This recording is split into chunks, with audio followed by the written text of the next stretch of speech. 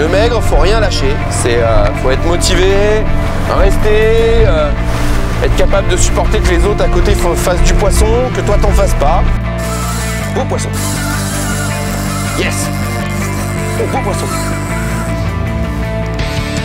Yes. Oh.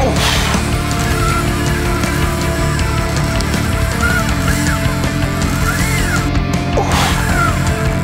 Oh, c'est rentré en bouche. C'est un très beau. Oh, cassé. Oh. Oh. De la pêche à la verticale, tu vois.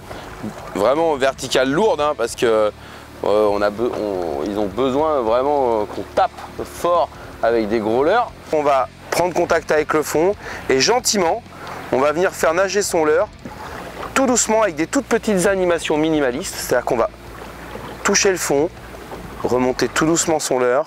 J'ai l'habitude de pêcher avec des têtes de 90, la tête deep 90, ou voire la tête deep pour le 200 en 190 quand il y a vraiment beaucoup de courant.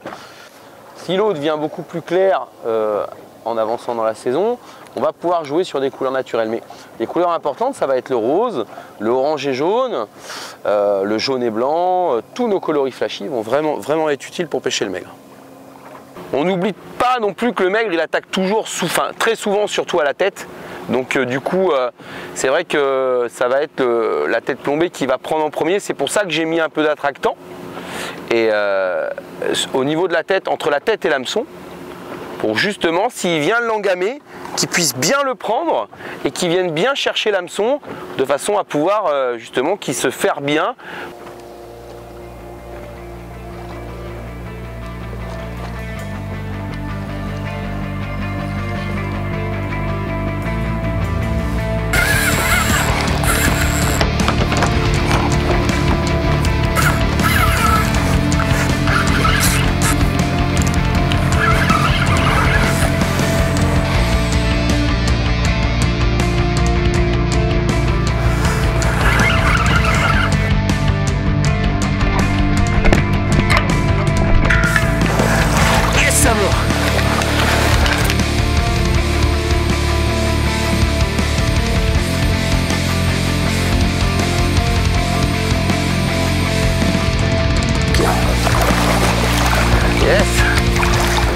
Là, on vient de faire notre premier poisson à la deuxième dérive, donc dans 6 mètres d'eau. Poisson qui fait entre 8 et 10 kg, qu'on a bien relâché. Ça, c'est des poissons qui sont assez importants parce que c'est vraiment des petits mâles. Sincèrement, c'est des poissons aujourd'hui qu'on retrouve assez en grand nombre, mais qui risquent à un moment donné de trouver leurs limites si on ne fait pas quelque chose pour la ressource et si on n'est pas raisonnable sur le prélèvement.